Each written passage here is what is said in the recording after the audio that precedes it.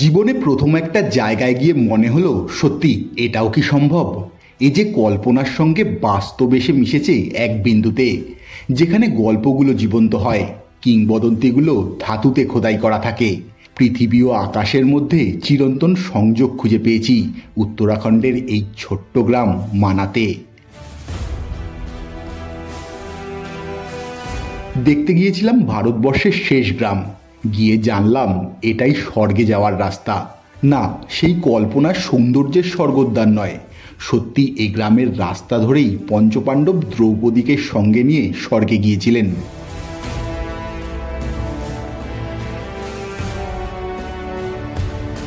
শুধু কি তাই, এই গ্রামেই নাকি জন্ম হয়েছে দেবী সরস্বতীরও। ভাবুন একবার।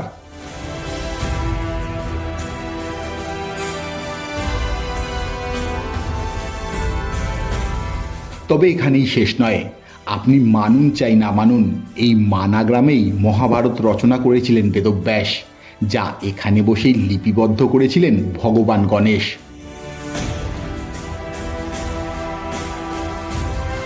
তার অভিশাপেই তো সরস্বতী নদী এখানে উৎপত্তি হয়ে এখানেই পাতালে প্রবেশ করেছে।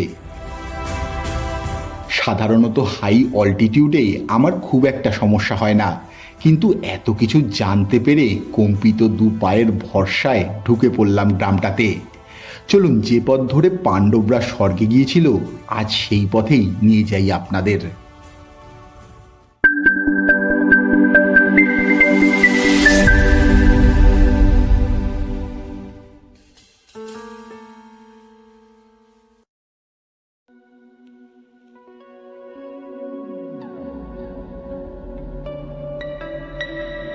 হিমালয়ের প্রাণকেন্দ্র উত্তরাখণ্ডের চামোলি জেলায় বদ্রীনাথ যাওয়ার আগে ডান দিকে বাঁক নিয়ে 3 কিলোমিটার গেলেই ভারতের সবথেকে উত্তরের গ্রাম মানা, যা 3200 মিটার উচ্চতায় অবস্থিত।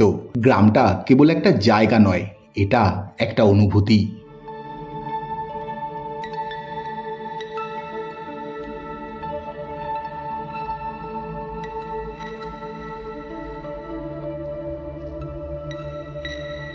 এমন একটা জায়গা যেখানে বাতাস গল্পে ভরে ওঠে আর নীরবতা হাজারো ফিসফিসানি ধারণ করে।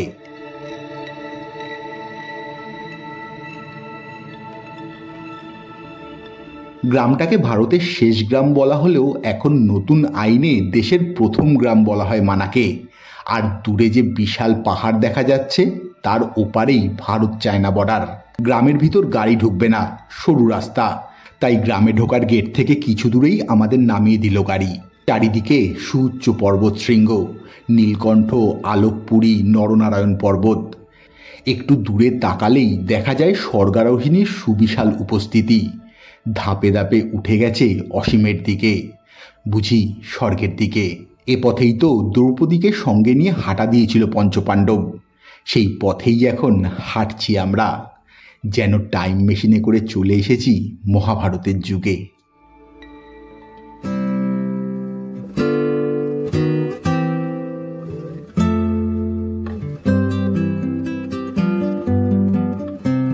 মানা একটি ছোট্ট পাহাড়ি জনবসতি, প্রাচীনকালে যার নাম ছিল মণিভদ্রপুরম।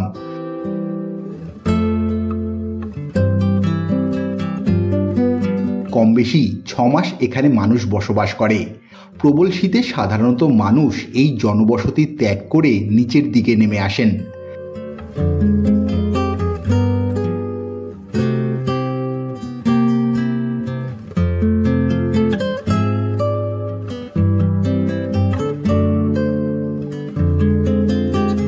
পাথর বিছানো রাস্তা ধরে সোজা পশ্চিম দিকে যাচ্ছি। 180টা পরিবারের ছোট্ট একটা গ্রাম, প্রায় 600 জনের মতো বাস, যারা প্রধানত ভুটিয়া সম্প্রদায়ের মানুষ। গ্রামটি রাস্তার উত্তর ধারে, আর দক্ষিণ দিকে বয়ে চলেছে নদী।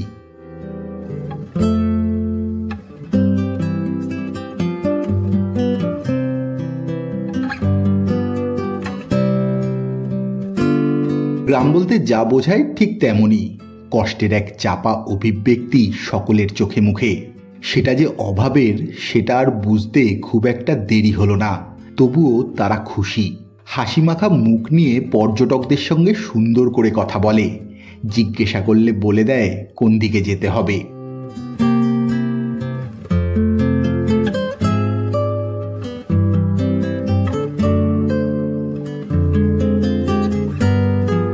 বাড়ির সামনে দোকান নিয়ে বসে আছেন দোকানিরা।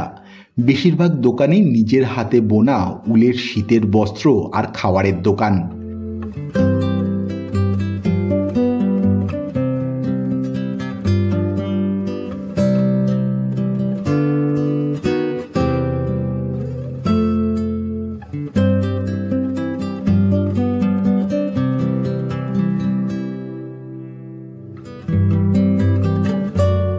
রাস্তা দিয়ে হাঁটতে হাঁটতে চোখে পড়বে আলু, বাঁধাকপি, বিন চাষাবাদ আর ছোট ছোট আপেল গাছ। আবদারি ফসল বলেই এইগুলো মানাবাসীর পরম যত্নে লালিত ফসলাদি।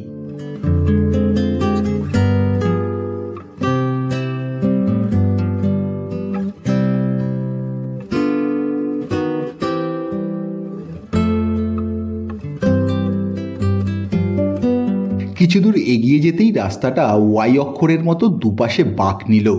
বাম দিকে চললে দেখা মিলবে ভীমপুল, সরস্বতী ধাম, কেশবপ্রয়াগ। আর ডান দিকে গেলে দেখা মিলবে গণেশ গুম্ফা আর ব্যাস গুম্ফা। আমরা বাদিকে আগে রওনা দিলাম।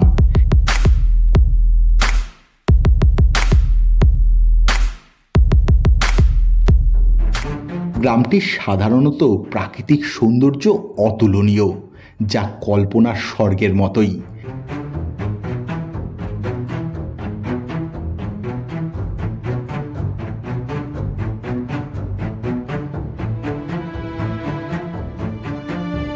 জনশ্রুতি অনুযায়ী কৃষ্ণ দ্বৈপায়ন ব্যাসদেব এখানেই মহাভারত রচনা করেছিলেন। ব্যাস গুম্ফা নামে একটি গুহা বর্তমান।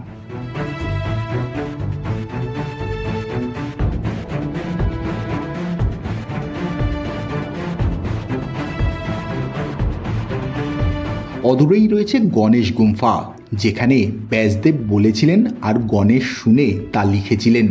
সেই গুহা দুটো একটু পরে যাব আমরা।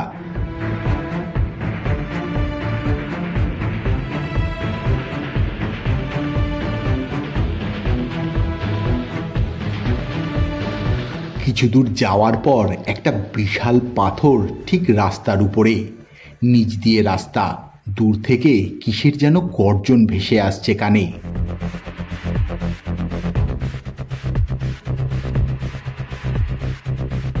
বাদিকে মোড় নিতেই সেই গর্জনটা আরো তীব্র হতে লাগলো। কি সেই গগনবিদারী শব্দ! আর কিভাবে পাথরে আছড়ে পড়ে জল বাষ্পের সৃষ্টি করেছে তা নিজের চোখে না দেখলে বিশ্বাসই করতাম না। এই যে সরস্বতী নদী, বরফ গলা জল।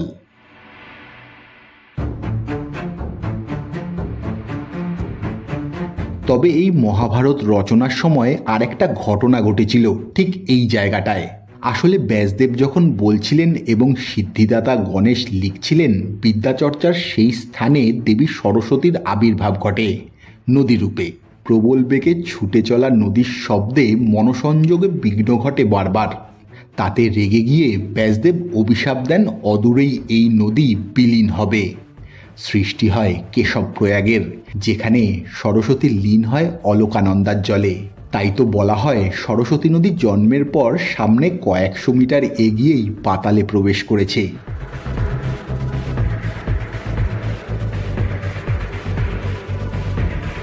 পাণ্ডব ও দ্রৌপদী এই পথেই যাত্রা করেছিলেন স্বর্গারোহণের। কিন্তু যাওয়ার পথে সরস্বতী নদীর তীব্র স্রোত দেখে দ্রৌপদী ভয় পেয়েছিলেন। তখন ভীম একটা বিশাল পাথর সরস্বতী নদীর উপর পারাপারের জন্য ফেলে দেন। তার উপর দিয়েই দ্রৌপদী ও অন্যান্যরা সরস্বতী নদী পারাপার হয়েছিলেন। সেই পুল এখন ভীমপুল নামে পরিচিত, আর সেটাই এখানের সবথেকে জনপ্রিয় জায়গা। দূর থেকে দেখলে ঠিক এরকমটা লাগে। আর শক্তিশালী ভীম যে কি বিশাল পাথর নিজে একা সরস্বতী নদীর উপর রেখেছিলেন সেটা আন্দাজ করা যায়। তার পাশেই রয়েছে সরস্বতী মন্দির।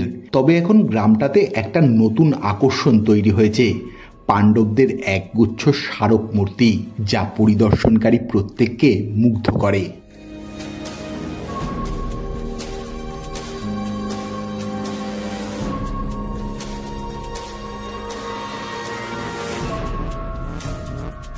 সম্প্রতি যত্ন ও দক্ষতার সাথে তৈরি 5 পাণ্ডবের পূর্ণাঙ্গ মূর্তি স্থাপনের ফলে মানার রহস্যময় আকর্ষণ আরও বৃদ্ধি পেয়েছে। এই মূর্তিগুলো মানা গ্রামের প্রতীক হয়ে উঠেছে, যা আধ্যাত্মিক তাৎপর্য এবং ভাস্কর্য শৈল্পিকতায় উভয় দ্বারাই মুগ্ধ পর্যটকদের আকর্ষণ করে।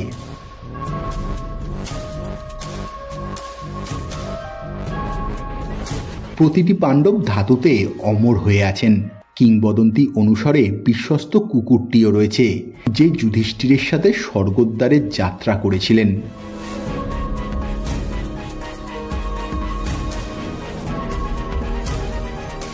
হিন্দু পৌরাণিক কাহিনী অনুসারে এই গ্রাম থেকেই পাণ্ডবরা স্বর্গে তাদের চূড়ান্ত আরোহণ শুরু করেছিলেন। মহাভারতের মুক্তির সন্ধানে হিমালয়ের উপরে তাদের যাত্রার বর্ণনাও রয়েছে। দ্রৌপদী, নকুল, সহদেব, অর্জুন এবং ভীম সকলেরই এ পথে মৃত্যু হয়। শুধু যুধিষ্ঠির এবং তার অনুগত কুকুরই স্বর্গযাত্রা সম্পন্ন করতে পেরেছিলেন। নতুন স্থাপিত মূর্তিগুলো সেই গল্পকে জীবন্ত করে তোলে।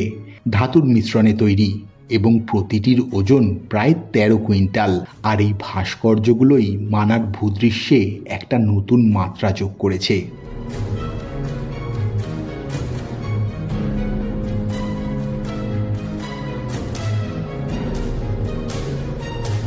সামনের পাথর কাটা রাস্তা ধরে আরও কিছুটা এগিয়ে গেলে একটা সরু রাস্তা, আর সাইডে মাথা উঁচু করে দাঁড়িয়ে আছে এক ন্যাড়া পাহাড়। জায়গাটা কি বলছে, এই যে পাহাড়টা, এই পাহাড়ের ওপাশেই হচ্ছে চায়না বর্ডার। 1.5 কিলোমিটার গেলে পরে পাহাড়টাকে সামনে থেকে কি লাগছে, কি বিশাল। আর এই রাস্তা কোথায় গিয়ে মিশেছে তা জানি না। হ্যাঁ, এ পথ ধরে স্বর্গারোহিণীর সেই ঝর্ণা দেখতে যান সকল পর্যটকরা। তবে বলা হয় এই পথ নাকি চলে গেছে বসুধারা, লক্ষ্মীবন, চক্রতীর্থ, শতপন্থ হয়ে সেই অসীমের দিকে।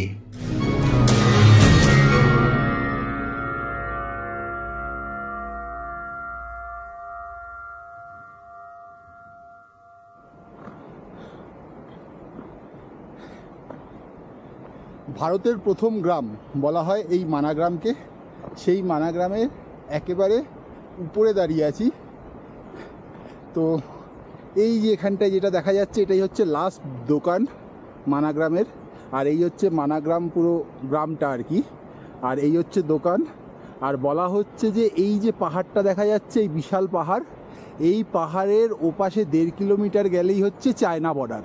তো এখানটায় যাবেন কিভাবে?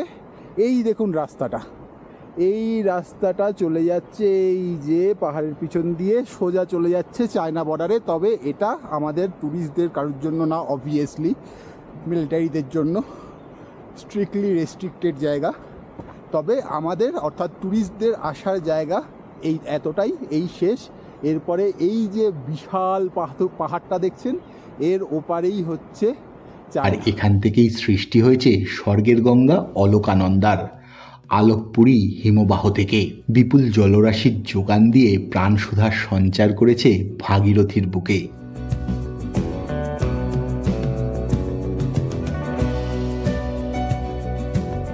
এ পথের ধারেই রয়েছে ভারতের শেষ চায়ের দোকান, যেখানে বসেই সরস্বতীর প্রাণে তাকিয়েছিলাম আমরা।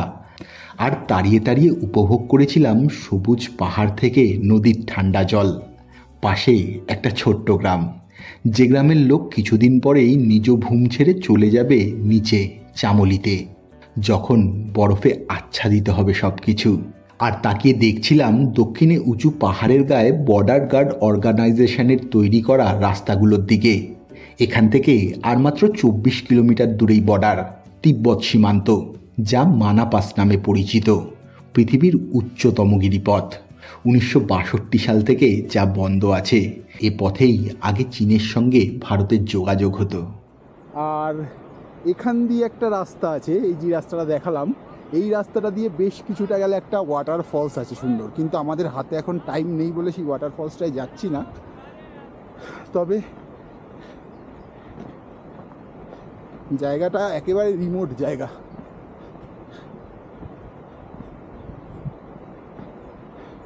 অলকনন্দা নদী বয়ে যাচ্ছে, তার পাশে বলা হয় পঞ্চপাণ্ডব এখান থেকে ব্রিজ বানিয়ে তারপরে গিয়েছিলেন। এখানটায় পাণ্ডবদের মানে যুধিষ্ঠির, ভীম, অর্জুন, নকুল, সহদেব সকলেরই মূর্তি রয়েছে। এবং ভীম যে পাথরটি রেখে ব্রিজ বানিয়েছিলেন সেই পাথর রেখে মন্দির করা হয়েছে সেখানটায় দর্শনের জন্য। বেশ জায়গাটা কিন্তু ফাটাফাটি।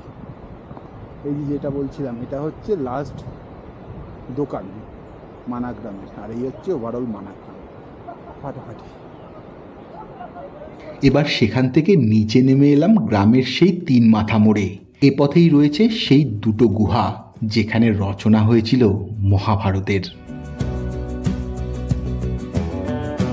পথে প্রথমেই পড়বে গণেশ গুম্ফা। এখানে বসেই ব্যাসদেবের কাছে শুনতে শুনতে মহাভারত লিখেছিলেন ভগবান গণেশ।